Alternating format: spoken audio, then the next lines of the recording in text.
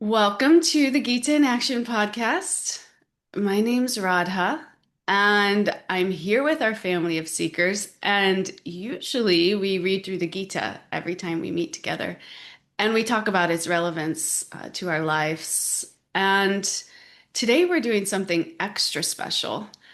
Today, we are interviewing two members of our community that have been practicing spiritual life for decades, probably longer than I've been alive, actually. You guys have been practicing spiritual life, I imagine. And we're learning how the Gita has remained alive in their lives as they've been practicing spirituality through the ups and downs of everything, careers, marriage, kids, family, you name it. So today is Gita in Action community style, and we're really excited to learn from you both. So thank you for being here. We have Kalachandji Das here, and his beautiful wife Shraddanjali. Welcome. So before we start getting into questions, Shraddanjali usually says our prayers for us, and maybe best that we keep that format going here. So, Shraddhanjali, would you like to say our prayers for us before we start? Om Jnana Timirandasya Jana Jana Salakaya Chakshuranmilitam Yena Tasmai Shri Guruve Namaha Nama Om Vishnu Padaya Krishna Prastaya Bhutale Srimate Bhaktivedanta Swami Niti Namane Vanchakalpatarubhyascha Kripa Sindhubhyeva cha Patitanam Pavanebhyo Vaishnavebhyo Namo Namaha Jai Shri Krishna Chaitanya Prabhu Nityananda Shri Advaita Gadadhar Shivasadi Gaura Bhaktivinoda Hare Krishna, Hare Krishna, Krishna Krishna, Hare Hare, Hare Rama, Hare Rama, Rama Rama, Hare Hare. Srila Prabhupada ki Jai. Thank you. Thank you. So I'm just letting a couple more people into the room. Okay, great. All right. So let's get started here. Let's maybe start just at the beginning, and just learning a little bit about how you guys came into spirituality, how spirituality maybe looked in your lives growing up, and how you found your way to this path. Should I start? Sure. I guess I'll start.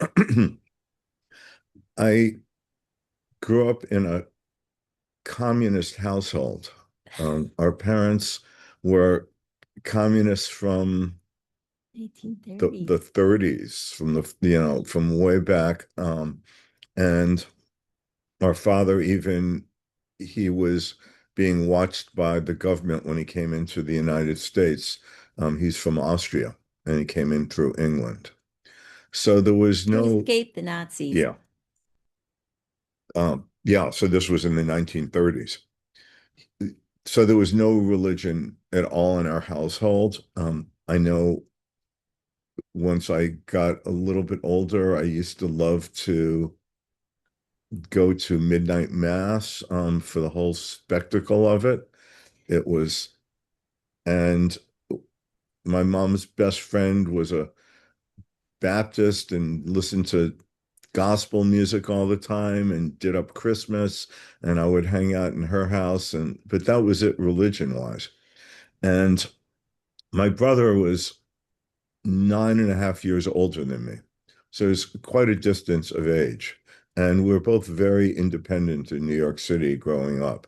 In fact, I'd say our parents had little idea of what life was like sort of on the streets for kids in New York. I think that was quite common for children of immigrants back then. I guess we were what's now been called red diaper babies. And I mean, that's a whole story behind that and the politics and the secrecy and some things that went on with that. Our father actually in the 1950s had to go underground for a short time. He was coming home from work and reading the newspaper and saw his name on a list of suspects and never made it home that night, just sort of went under until the heat died down. But anyway, so That was the McCarthy in era. the during the McCarthy era in the 1950s. So my brother left home fairly young. He lived on the Lower East Side, and then he headed out. He went to Mexico for some time and studied pottery. And then he went west, like, so many young people of that age, and ended up in Morning Star Ranch, which is a commune, a hippie commune, north of, I think, 60 miles north of San Francisco. And he used to write me postcards to stay in touch with me. And he would write, and my name was Carly to the family when I was young.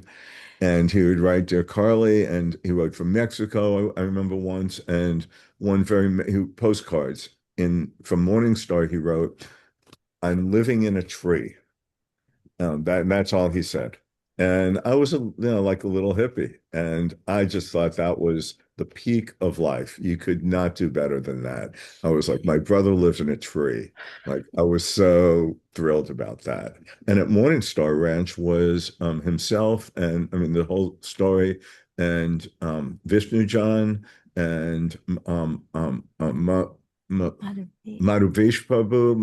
Prabhu, and one other devotee, I don't know his name, and that's where they first met Srila Prabhupada.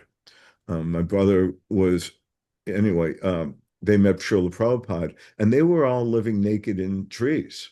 There's a whole story how Vishnu John and Tamal Krishna met, and one was in one tree playing his instrument, and the other was in his tree playing his instrument, and they started playing together, tree to tree. So here's Srila Prabhupada came, and they all gathered in a circle. And here were these, like, they were living in the forest. And they were living naked. And so here are these, I mean, what to say, circle of dirty hippies around Love, right, 1967. around Srila Prabhupada. And these are, this is the best America had to offer. And, we think about Srila Prabhupada in the Lower East Side, but I think that must have been a real eye-opener. So from there, I understand we've been told he would go visit the temple in San Francisco. He played flute. He was a really excellent flute player. And Mukunda Maharaj told us how they would hear him before the temple was just by the corner, and they would hear him play the flute. And they would say, oh, here comes Tom, the flute player. And so that's where he really joined with the devotees. And I got a postcard from there saying, Dear Carly, and I don't remember the exact wording of it, but basically that he was chanting Hare Krishna and signed it Tamal Krishna. And I was like, what is this? I had no idea what was going on, but without going into my whole childhood, I'll just say I worshiped my brother as a young child, and he really took possession of me. That he was 9.5 years old when I was born. He declared that I was his. He gave me all his stuffed animals. He even was like taking care of me, changing diapers, rolling me around in the streets in the carriage. He was a very loving brother, and I adored him. All of the pictures of us have me like smiling, happy, and just looking up in pure ecstasy at him. And whatever he did, that's what I wanted to do. I mean, that was it. So he wrote that, and I was like, what is this about? And I went to I was maybe 12, I think, at that point. This would have been 12 years old. And I did a little like work in an office, helping out. So I had some money. And I went to Brentano's bookstore on 8th Street in the Village. And I bought a copy of the Macmillan, that lavender copy Bhagavad-gītā. And that summer, I was sort of like interning at a summer camp in Pennsylvania. And I went and remember I climbed into an apple tree and read the Bhagavad-gītā that summer. And for me, I didn't make the connection until decades later that like he was living in the tree, I climbed into a tree, and all of, of course, like the Western symbolism of the apple tree. And there I was reading the Bhagavad-gītā. And I just read it. I just like took it in. We had no religion. I didn't have any trouble. It wasn't a matter of belief for me or anything like that. I was just like, oh, this is what it is.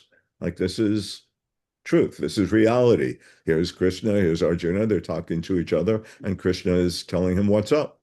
And I just bought right into it. And I never thought twice about it. And I'd say from then on, that was really the only like spiritual, belief system that I had and I'd ever known. And I took it as mine immediately. I got a cat that summer. I named him Arjuna. He was like a real hunter. And I went home, and some months later, I don't know exactly how long, I somehow got the address of the Henry Street Temple in Brooklyn. And we were uptown, all the way uptown Manhattan. So that was a good hour, hour and a half subway ride. And I took it alone. I was on the subways by that age already. And I remember walking up the steps. It was a brownstone. So it was like 6 steps up and then a little platform. And when you got to that platform, a woman, a devotee, would put tilak on you. And I can still remember really the feel of her finger on my forehead. And in 1999, I'll jump ahead, we were in Vrindavan for the first time, and we met Devi Shakti Prabhu. And she said, she heard the story and she said, oh, yeah, that was my service. And so, so many years later, I met her again. And I remember being in there, not so much. I remember dancing and the kirtan, and the prasad was very sweet. And we sit on the floor in the hallway with our backs. And a young devotee, a young brahmachari, started talking to me about the philosophy. And I was a real punk, New Yorker. a real New York, full of myself. I thought, I knew the world, I knew everything. I'd read the Bhagavad-gītā. I remember thinking to myself, this guy doesn't even know what he's talking about. And here he's telling me, I was like so full of it. He doesn't even, I've read the Bhagavad-gītā, I know what's happening. And anyway, and I thought the girls were really pretty. I really loved my experience there. I think I went back maybe once more, maybe twice. Nobody ever asked me who I was or tried to bring me in. I was, quite young. You're only 13. I Yeah, mean, 12, 13 years old at that point. And that was it. I just sort of floated away into, the 1960s and then the 70s and led the life that everybody was leading in those times, not really thinking a lot about Krishna or Krishna consciousness or anything. Were you still connected to your brother I during these know. years? And from the time after that postcard, I didn't hear from him again for 10 years. Oh, wow. Okay. And and thanks for asking, you interrupt anytime. Uh, I, I always just felt he's out there. I never Yeah. felt, especially like separated. Like I said, we were very independent. I knew he was out there. I knew I loved him. I knew he loved me.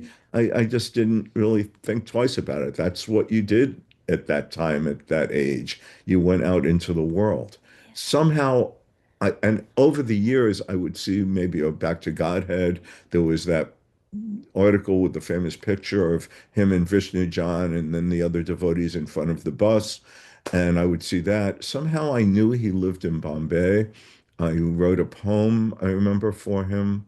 And it was like, how many rains in your home in Bombay since those days, and about the wind blowing east over the Hudson River. Because he was also a father figure for me. He taught me how to play sports, whatever I did, he taught me, like, maybe a father or a mother might do. And how to walk the streets, just how to be together. We he would take me for walks. We'd go to the park. There's anyway some great photos of it. So we were separated entirely for 10 years. I didn't hear from him. And our father died in 1977, same year as Srila Prabhupada. So he lost two fathers in that 1 year, and I think that was a very significant aspect of his life. And somehow, I have no idea how, he found out where I was. I was living in New York City at the time in the Upper West Side. And he got my information and got in touch with me and invited me down to visit with him at the 55th Street Temple in Manhattan. And we spent the day together. And we talked about many things. He told me, how I should adjust my life, what I should do. He also said at that time, he said, our father wasted his life. And our father was a leader in the community, a leader in the newspaper, and he was a printer in his shop. And so I didn't relate to that at all. And that was sort of something between us. But it was very, affectionate. I remember when I left, he gave me a garland I wore around my neck on the bus in the city on the way home. And it was You were like like in I'd been your in another 20s at this universe. time? I'm sorry? How old were you at this time? Like in your 20s? 19, 22. 2022. Okay. I just graduated from college. Okay. So 20, yeah, 22 at that point. And then I didn't hear from him for another 10 years practically. And Shraddanjali and I mean, we would need a whole nother hour for the story of how we met and our courtship. And it's very romantic and beautiful and ended up really nicely. But when we moved out to California, I'll let her talk. Yeah, so yeah, that was and just to say like it was another 1985. 85 we were getting married and I all I knew was that his brother was a monk in the Eastern tradition, like and we sent him an invite to our wedding. And so We just sent it to like a temple, thinking, oh, it'll get to him somewhere. yeah, so Yeah. we had no idea what. And he sent us a beautiful letter back and also his book Servant of the Servant um, as a wedding gift, which I read and didn't even understand. Like I didn't even it was We had all the books and we had all the books, we had everything. Yeah, anyway, so she had moved at least three times. She'd picked up Bhagavad-gītā, Srimad Bhagavatam, back to Godheads, but somehow but Krishna sometimes puts a veil until you So read just it. by happenstance, you had picked up all of these books? I had these books over time. I had Oh, gotten you them. had them. Okay. Yeah, Yeah. it was in his, we lived together before we got married and stuff. Sure. Um, but maybe I should go back and Sure. say how I came in. Yeah, yeah. Yeah. Any questions so Yeah. far? Well, I'm curious about your background too, because I know Okay. Yeah. you had quite a different background. You came in kind of practicing a tradition, right? Yes, yeah. Yeah, I grew up on Long Island and my family, my father uh was I also had immigrant kind of parents. Both were born in America, but were just, kind of born in America. And my father's family had a little grocery store in Astoria and an Italian grocery. And my mother was from Finland, and her mother was a maid in one of the big houses, like The Great Gatsby. Is that if anyone's ever read that? My grandmother was a maid in one of those houses, and she married the chauffeur, and they lived above the garage, and But then my grandfather lit out for the West, and my mother was put in an orphanage, and her mother would visit her only twice a year when the lady of the house would let her go. So it was kind of strange. Oh. But my father grew up with uh, a horse. They did deliveries with horses, and when he was a young man, he looked for opportunities because he loved horses and found a riding stable that's actually was exactly where LaGuardia Airport is now. there was a horse stable, and he became a polo player and broke into the sport as an Italian, first Italian to play in America. Or He was poor, but he was really good at polo. So, and so we grew up out on the island. He had a stable and a polo club. And so I grew up with horses and playing polo and knowing all these wealthy people, even though we were pretty poor. So he dealt with he dealt horses and all that kind of stuff. My mother was raised he's Lutheran. now in the Polo Hall of Fame. He's in the polo. Really? Wow. Not for being good at this, so good at the sport itself, but for welcoming so many people into the sport, Black and Asian and poor people, like he facilitated anybody to play. If you could have, he would even lend you a horse, kind of thing. Wow. So, I'm so I was understanding you raised better and Lutheran. better, Stella. Yeah. So I was raised Lutheran because my mother was Lutheran and was raised Lutheran. And we went to a very active, very progressive ELCA Lutheran church. Lutheran is like Reformed Catholic. It's the same liturgy, but it's not sacraments are sometimes the same and all that kind of stuff. But I loved church. To me, I knew there was something beyond the material. I don't know else to explain it. I wasn't like, a gung-ho, church kid, but inside myself, I loved looking up to something more than this. And even as a child, I was 7 years old and I looked around at the adults in the pews and felt like we were all children. It was so strange. I don't know. Um, So Okay. I practiced that and went to church, all through my until I went away to co until I went to college. And I stopped doing any kind of devotional life, although I always kept my Bible with me and I loved reading it. Um, so then we met in college, uh, at Stony Brook University, and I was engaged to be married when we met. This is the whole story. So anyway, we got married and then we moved to Santa Barbara, California. What well, I have to say that our my brother said that this was our seventh time around together, our seventh Really? lifetime together. And indeed, when Wow. the first time we didn't know a soul in common, I saw her from maybe like 50, 30, 40 yards away. And as soon as I saw her, I mean, not only was I attracted, but I recognized her immediately. And nobody ever thought I would ever get married in my life. That was not the life I was leading. I had so many friends. And I saw her and I said, I knew that was my wife. And I mean, it's a whole story after that. It was the 1980s and we wore little felt hats. But we Yeah, go seventh time, but each time we we'd flipped switch we genders. switch over. So I Oh was my the wife goodness. last time, she was the husband, and each time because he said he wasn't happy about it. He said that because at the end of life we're too attached. We keep thinking of each other instead of thinking about Krishna. So we have to come back and be together again. Oh my goodness. So in Santa Barbara, yeah, we moved there. Yeah.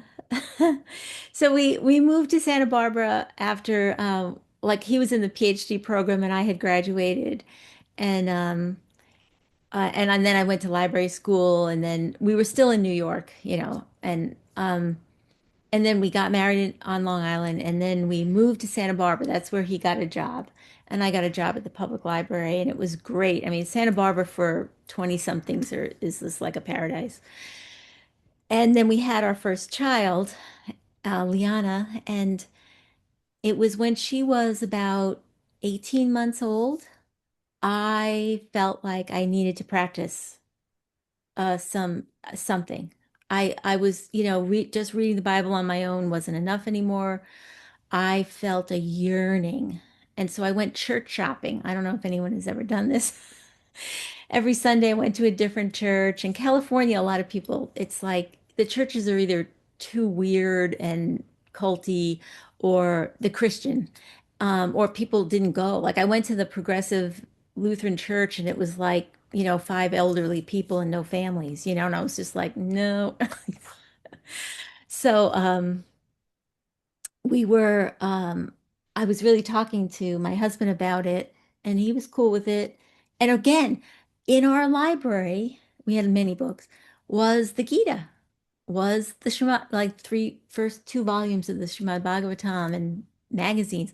Still nothing. I grew up cutting school and going into the city and never saw a devotee ever. And I loved Godspell. If I'd heard that flute or horn, I would have jumped. But Krishna wasn't ready for me to do anything. So So we were in a health food store yeah, one the day, and I store. saw just a little piece of paper with Radharani's picture on it, and it said Love Feast, and it had the time, the date, and the address. And I recognized it immediately. I said, "Oh, you're gonna really like this."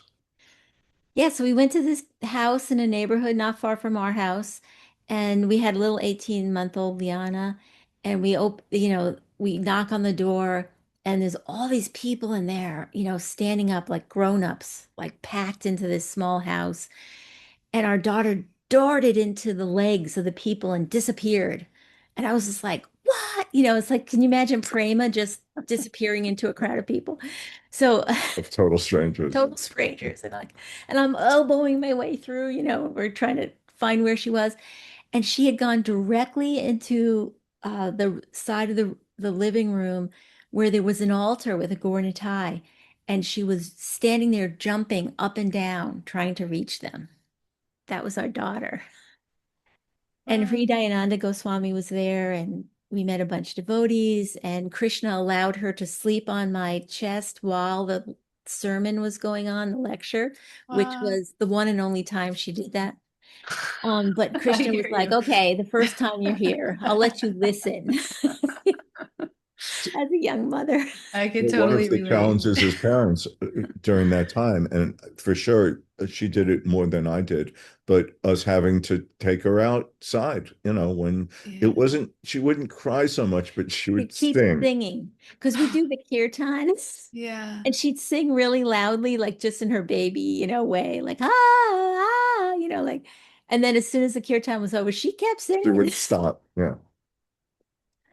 So I loved it. I was like, and then he told me like the whole backstory, which we didn't even really talk about. And I was like, how did you keep this from me for at this point, 4 years? And immediately after that program, went home and scoured our library and got all the books, put them on the coffee table, and was like, and I picked up the Gita. That was my first time I picked up the Gita after that program, um, and read the whole thing almost in one sitting, and was like, "This is the truth." It opened the Bible to me. I was so many like I was so conversant with the Bible that the I kept thinking like, oh, this is what Jesus meant. Oh, this is what was happening. And it was just amazing. Like it blew my mind.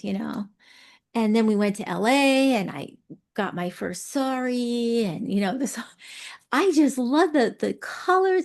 I mean, how could you not like dancing, eating, singing religion? I mean, it was a And no-brainer for me. I was like all in. we did not tell anyone as much as possible who our relation or anything And we like that. didn't know who Tamal was in the Right. movement either. Right. We had no idea. We just thought he was, at this point, and now I knew he was a devotee. His name was Tamal Krishna. But we didn't want to do it for him.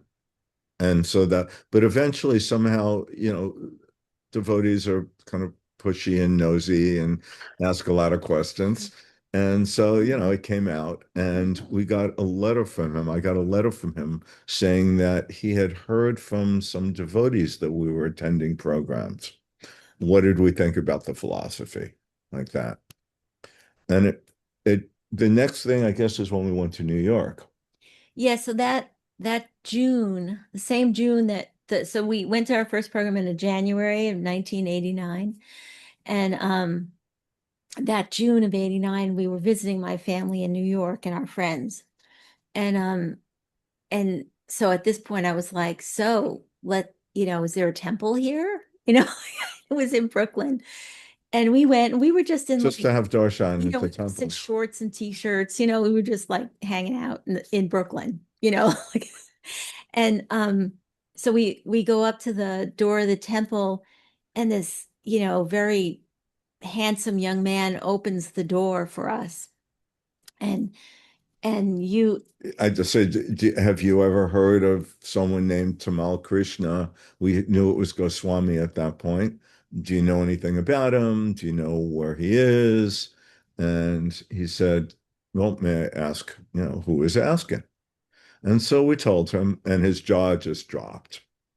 And he says, well, yeah, he's upstairs right now.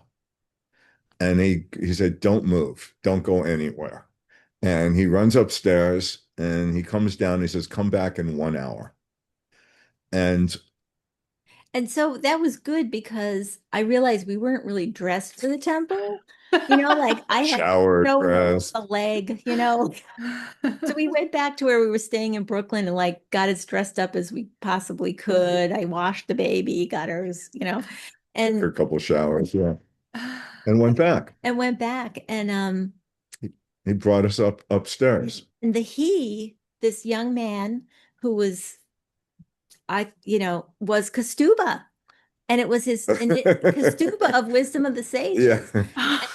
It was his initiation day. It was his initiation day. Him and Ladini Shakti and Gandiva from Hong Kong, I think she lives, and one other devotee. Yeah, which we stayed for that. That was our first meeting later in the day. Who we became very good friends with. So, and he brought us upstairs. We walk into the room, and there is Tamal Krishna Goswami, danda in hand, like one of these official photos, flanked by these two tall brahmacharis. They're like two pillars and him in the middle. And they're all sternly looking. And this is the first time you've seen Tamal Krishna for 10 since years? 1978, and her first time meeting him. Yeah. So it's been like 12 or so years. Because this was 89. Yeah. I mean, we'd been at, we had gotten letters and stuff. And so here's this very intimidating wall of orange. And, and for me, family is a big, big thing. Like family is, huge. And I was just like thrilled to meet his brother, because brothers, family. And I'm like, here. So we walk into the room and they're all standing there. Not a word was said. And I scoop up the baby and lift her like the Lion King and say, here's your niece, I had no idea like what a Swami was or and anything. I went up and gave him a big hug. And I always say it was like a family tsunami came in. We're very, yeah. And it was like hugging a board. I mean, he was so stiff. He didn't know what to do with us at that time. To have these orange brahmacharis next to him, because I don't think he knew what we would do, Yeah. And he sent them out and we talked, and it was really nice.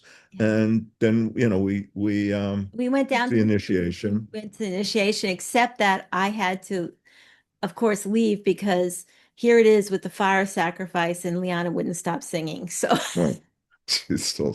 And he looked, and here's her new uncle, her uncle, who's looking, because we're sitting pretty close, and he like looks at her, and she just smiles, and she like reached out her hands for him, and he's like performing a ceremony, He was pretty sober at that time.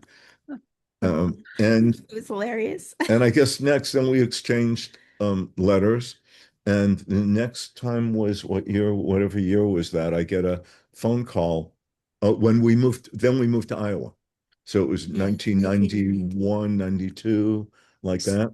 And you guys that from this time now were like actively practicing reading, going to programs. Reading, chanting. We had gotten beads, yeah, we were doing it. Um, Sarvatma Prabhu, who lives in now in Gitanagari, and also Revati Prabhu, who she also lives there, where they came over, they, helped us like, they taught us about food you and know, how to do, boga and they really took us all under the their things, wings. all the things we didn't know. So, a lot of times, like devotees now take a Bhakti Sastra course, or they trained up in a temple. We Yeah. still have no We have training no whatsoever. whatsoever. We don't know a lot of the prayers by heart at all. Like, it's We're like newbies. All the After all this time, we still feel we very still feel new pretty new. when We we enter still a don't temple. know a lot of stuff, but we Yeah. but we love the process and we love, the Gita, and we try to put it in action in our lives. So in Um, 92, maybe it was, I get a phone call from Sarvatma who says, um, there's someone here who wants to talk to you. Call me back. And I'm like, what, call me back. This is back when a long distance call was a long distance and a call. lot of And money. like if someone wants to talk to me, tell them to call me up. But so I called him up and it was Tamal Krishna. And we spent the next 5 hours talking. I had And to bring him water. right. She was trying to keep me conscious the whole time. And we sort of set things up. And he said, if we're going to really build our relationship, we need to serve together. We need to do service and work together. And that's when he told me about a novel he had been working on. He wanted me to come into that and work with him on it. As it turned out, he really wanted to turn it over to me and have me take it from there. And then he, The result of that conversation was that he invited us to come to Dallas. Well, first you went down and saw him again and spent a great time reconnecting. And then the whole family went down. So we had by that time three kids. One a little his little kid. When we saw him in Brooklyn, one of the first things he said to us, his first instruction, he said, "Whatever you do, don't have any more children. You'll You need to never," be established as, devotees and concentrate on your spiritual life because more kids will just be hard. he said, "You'll never advance in your spiritual life if you have any more kids." And We so promptly got 10 pregnant months after that. later, our next child was born. And then another year or two after that, another child was born. Although when we got together in I guess it was like 96 or so, he had many, we talked for hours and hours and hours, and he had a lot of apologies, actually. He apologized for saying that. Yeah, he said, I never should have said that. And he became a member. At this time, he was in a period of his life where he was softening. Different things were going on with him. And everyone notes that, like, sort of he changed, he started to change. And I think it's very clear that if that he could not have accepted us into his life that way if he had not begun that softening process. If we had And not also taken up the process, he wrote that. He said, we never could be together except you're the only family member, the only one I know, from before who is taken up Krishna consciousness. And he felt that Krishna had, really sent me and brought us together for the purpose of him being able to experience family in his life yeah, without compromising his standards. Um, Wow. yeah, he and loved the kids, he and became Uncle it Tamal. was Uncle He's Tamal. never been known as anything else in our home. He is the most loving uncle. He would Mhm. hug the kids. I mean, so different. He would love to take, especially our youngest, on his lap and hug her. He would write to her. Yeah, that he would really like talk to them. Um, they loved him like dearly. It was just Wow. In fantastic. in 99, we had never been out of the country before, and we it was my first sabbatical. So we decided, oh, why not just go to India for 6 months? Okay, so at And this point, you'd been in for about 11 years, Yeah, right? our Yeah. children were 7, 9, and 11, 12. Okay. 12, Yeah, 11, yeah, and 12.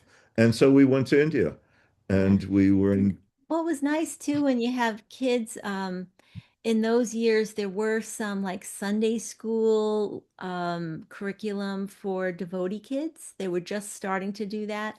So I had sent away, I think to Alachua or somewhere for materials. So we'd I didn't stop going to church, and we baptized our kids, in the Lutheran church. So Can all we the can we talk about that for just a little bit? Because this is yeah, very interesting that I have, you guys are probably one of the only couples that I've met that practices these two faiths actively and has kind of integrated them into your family. And so can you talk about that a little We're bit? it's front it's pew in the church every Sunday morning. it's one faith. It's not two faiths.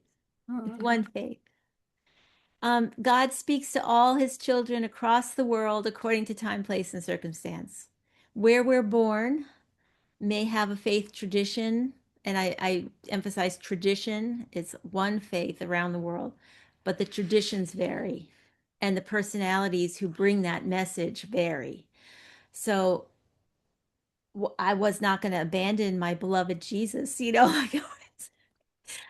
so um, and that was Tamal. One of the first things he did tell us early was he said, you know, just add Krishna. Keep doing what you're doing. Stay Do where what you're you are. doing. And we wanted to move into a devotee community in the 90s, like to Dallas. And he And said, no, Shraddhanjali, you never felt like you were like turning your back on your Lutheran faith by never, not practicing. even 1 minute. Yeah. Even after that first program, when it opened the Bible to me, I didn't stop reading the Bible. Then read the Bible with the Gita principles in mind.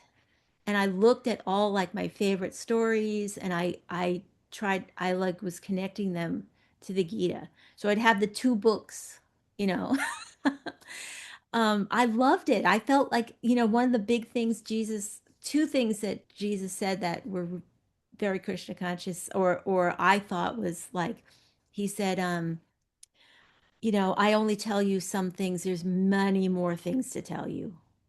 But it wasn't right for that time, place, and circumstances. So I felt like he was saying, well, there's a lot of Gita stuff I could tell you, but and the other was, which is very And we misinterpreted. were bringing our kids up in both traditions Yeah, at the same time. we'd be doing little more, yeah, very modified And morning we had program. Tulsi Devi in And home. Sunday they went Yeah. to Sunday school, like And that We was were never confusing for them. no, because we talked to them about it if they had a question. we were very open about who we were in In church. church. Oh, they knew We were exactly. devotees. Yeah. And we gave programs about it. We would after we went to India, we used photographs as sort of an anchor for presentations. And we'd call them first like images of India. But they were all presentations about Krishna Yeah, consciousness. one we did at our church, 2 Sundays in a row Yeah. for adult ed, and it was like 100 people came each time, was the other monotheism, Right. which was Vaishnav. Because they think of Hinduism as this Yeah. polytheistic. Yeah. Now, wait, did you ever get resistance or criticism? No, Not at our church. We not had Not from to our family or faces anyway. friends. not to our faces, no. Not But to our pastors were totally into. I mean, we brought We are who we are. So, we're just who we are. yeah. And that's the thing. If you can't handle it, you can't handle it. But yeah, so like, the kids went to the church preschool. And so after we came home from during the 90s, Irene was like 3, and she was in the church preschool, and every time they would go into the sanctuary, at the end of the day to do their prayers, she took off her shoes and ran up to the altar and did dandavats. And the preschool teachers thought that was hilarious, like so that the kid. So yeah, I guess it was a little confusing for them, but we just talked to them about it, you know. And we also gave programs. We started to give programs in the community. We would go to Never school. did home programs Yeah. like the We normal had one or two. stuff Yeah. that people do in Krishna consciousness. But We, we would go to like alternative schools where kids had dropped out. They were like the druggy kids or the pregnant kids or whatever. they'd gotten kicked out of schools. And those were my favorites because the kids were just they had felt out like out of normality. And this Krishna consciousness, like, I don't know, I thought those were great. And in big public schools, it was, and in libraries, and we would And do, and book groups on Bhagavad-gītā. And we taught also, we were at a Catholic school a and university, diocesan university under the Pope, right? like the bishop and There's everything. there's only a half a dozen, maybe 7 or 8 diocesan Catholic schools in America, right? They're direct, as you're saying, they're Yeah, direct direct from from the the Vatican. Vatican down. And And I was who I was. I had pictures of Krishna in my office. I had Gitas, you know, that I would have to give out if it was appropriate. and she was the ordering librarian for areas of Theology. theology and philosophy. So our Vaishnav collection It's quite was probably sizable. the biggest in the area. So So you never felt even just like a little like weird or like nervous or like I remember when I first started chanting, like I didn't want to take my bead bag into work. Like I felt like I would, people would think I was strange or like that never happened to I you. didn't bring my bead bag to work. And Yeah. But it's not the thing is, I'm not a very big bead chanter anyway. I would actually, I did a lot of this chanting. On your fingers. Yeah, at work. But we're even so, like you were afraid people would see pictures of Krishna or deities and think that you were weird, They could think I'm weird. I didn't but it never bothered you. know because I was always a little weird. kind of weird It was anyway. always a little. Like I had to deal with being really like kind of strange all through my childhood, and I was bullied for it. But somehow I was very, very loved at home. We both come from very loving parents, very Uh, unconditionally loving parents, uh-huh. which I think is very, very helpful to, you know, Our being security out there. and helped us be loving people. I mean, as Okay, much as we now we can. only have a little bit of time left, so I want to get to this parenting question. So as parents and raising parents, what kind of advice can you give to other parents for raising their kids in spiritual environment? Or, some parents started this path like halfway through. Their kids are close to being grown, or, so what kind of advice can you give? Um, don't And force them to do are your anything. kids practicing spiritual life right now? No, No, they No? are Okay. but they're vegetarians, they're strict vegetarians. really That's staunch. as far as There's no compromise on veg for them, and that has to come from them.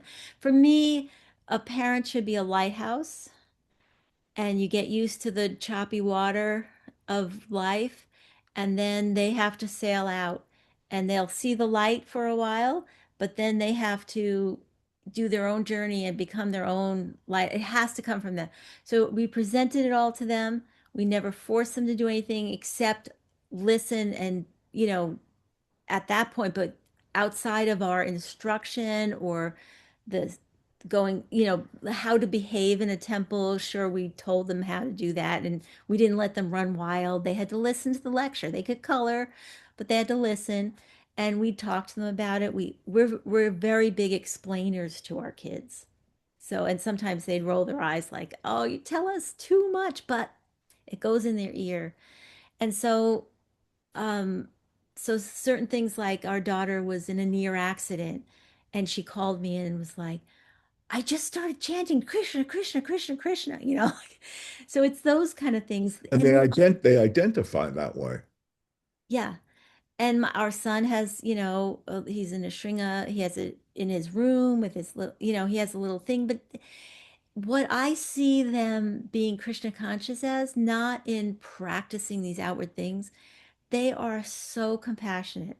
They're so kind to others. They're considerate. In fact, they complain that they're too considerate, you know, of others, like they but the thing is they know, like even Krishna consciousness teaches you about sexuality, like and the whole we're not our body.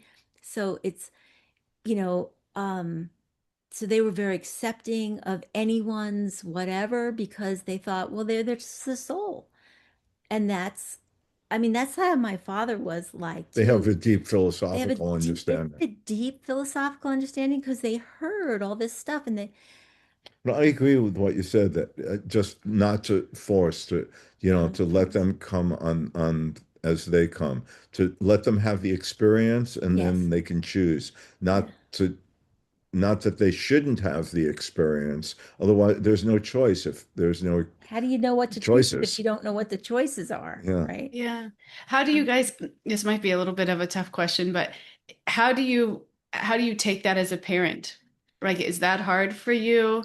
Oh, Like the fact that I they're Oh, not yeah. wish they were actively devotees. Yeah.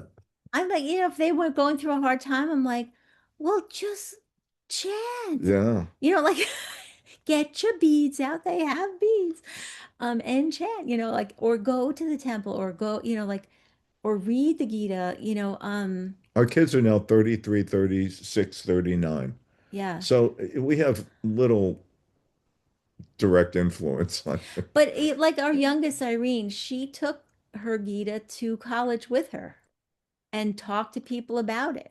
Like so it was just part of their life in a loving, affectionate way. And maybe they'll, who knows what their futures hold. Yeah. That's not our responsibility and at a certain after, once they're old. Not my Right. problem anyway. And anyway, like and as a parent, you always pray for them and Yeah. ask Krishna to protect their hearts. And we're a very close family. Yeah. Really We spent, affection with children is everything. They lean in for love. So you got to Mhm. lean in to love them. No Mhm. matter what their question is, no matter how they're behaving, they should know the norms of behavior, but it's behavior, not who they are. So, like, I really tried not to say, I don't want you to do this, because all they'll hear is, I don't want you. Right. Mhm. So you don't, to try to change that to be like, well, just add, you just learned about something. Why don't you add what you just learned to this situation? Mhm. Or if they had trouble with kids in school, I would say, think about how they're suffering in the material world. Like they are expressing their misery of the suffering of this Mhm. material world. So how can you respond and be safe? you know Yeah. so it was always like that, and they just kind of imbibed it. Yeah. Wow. And even today, yesterday, I met a good friend of my daughter. We went to this great LA workout place. It was so cool, and we went to lunch afterward. And the her friend is like a compliance in a company, and she was talking about something, and I said, well, like you should just do your thing without any expectation of a result. You can't control the result of how people are going to take it. And the woman was like, "Oh, I guess yeah, that would make me feel better." Or she said something, and I looked at Liana, and I was like, and she looked at me like, "Yeah, that's Gita." You know, Oh, but we wow. don't say it explicitly. I didn't say, Yeah. "Oh, according to the Gita." It was like, Yeah. no, why don't you think about how you'd feel if you didn't have an expectation of result? You know, Yeah. it's like that, Beautiful. Beautiful. It's built into their built childhood in. and upbringing. That's one beautiful. very cool part of our experience at the university was I was able to teach Bhagavad-gītā class there for, I don't know, 15, 20 years, and to all these Catholic students who were raised in Catholic schools. It was cross-listed with philosophy, Yeah. so they could take it as a philosophy or English credit. And it was really, they like so much of it, they were getting into like the spiritual but not religious, kind of a mood, as so many college students are. And it really opened up for them. And I think that many of them would say how it helped them become better Catholics, like embrace their own Catholicism more.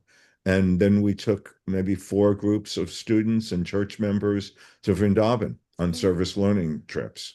And it wasn't like a tourism trip, but they did service, for the Brijvasis there, at the school for impoverished girls and like that. And we're with the cows, and they went out with the hospice workers. And we didn't force, I mean, they were strictly Catholic, and we didn't, but they had the experience of it. And I think giving people the experience, it's like it really is a wonderful experience. Yeah. And if they don't feel like pressure that what they're doing is wrong and this is right, it's very attractive to them. Whether they adopt Wow. it now, we were never trying to make devotees. We were just trying to, expose them to Krishna consciousness and show them like how we're weird, but we're like normal people, that like normal people can be devotees too. And Yeah. today they never Just heard of like, Krishna. yeah, they never heard of airports or like anything like that. They don't have any of the baggage around Christian consciousness that older people might have had before. So they're like, yeah, this is nice. This is so inspiring. Okay, I Yes. have two more questions for you guys before we go.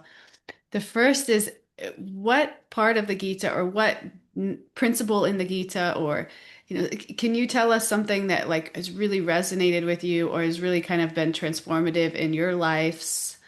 Um, Well, again, I try to really live that, to perform your duty without expectation of result. That's like core for me. mm, The core. Um, Also that the recent, you know, steps. If you can't do this, do this. If you can't do mm, that, do this. If you can't yeah. do, I love that about the Gita. Just you can enter whoever you are at any point, and work your way up, and it's individual. This is what I love about the Gita. It's wherever you are. It's not like you have to come in and you have to say and do this stuff or else you're out, you know. It's it's so inclusive. Yeah, beautiful. By you, Kalachandji? Yeah, really the first thing that Shraddanjali said, giving up the fruits or offering the fruits of one's actions, it just changes, for me, it changes the whole life. Yeah. And I'm not disappointed. I don't, it's not so attached. And at least for me also, like retiring from teaching. I mean, I walked away in one day and a Mhm. new life started. There, yeah, and I also just the love, it there's so much love there in the Yeah. Gita. Yeah, Wow. Yeah, like that idea of detaching while performing, and while loving. Whatever it is, your family, your friends, at work, you understand what it really is yeah. like, and that it's not actually affecting your soul. Mm, It's freeing. And the importance of service for me, Yeah. service is by Duty. my favorite thing about Krishna consciousness. Yeah. And if one can find service that suits one, that one's happy doing it, whatever that service is, I find for me it just makes my life so rich, so complete. I've been very blessed to have a lot of service. I love that. Yeah, and even wow. at, that was even yesterday when Liana and I were driving away from seeing her friend, and we talked about how this woman who doesn't have a ton of money was helping the homeless in LA. She was telling the story about helping the homeless, and Liana and I talked about um like the millionaires who have a hole they can't fill with money. And Mm, here's this woman who just does service. And you had another, And her heart was mm. full. you had another question? I know Yeah, we're the last question. Um, what do you know about spiritual life now that you wish you would have understood when you first started?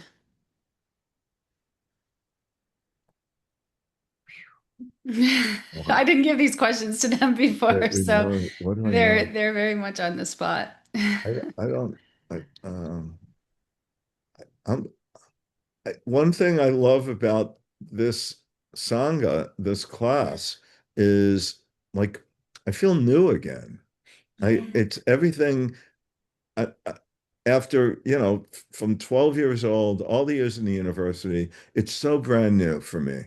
I So I'm not answering your question, but I'm saying like maybe my answer is like nothing. I mean, I'm just still learning. And I like every Monday and Thursday, I'm learning all this great new stuff. And it's like reading the Gita for the first time, getting new perspectives. I love it so much. It's really it's just opened up my heart again to it. And so I feel like I don't know anything more now, and I'm still learning it. So I sorry to not to be able to give a straight answer.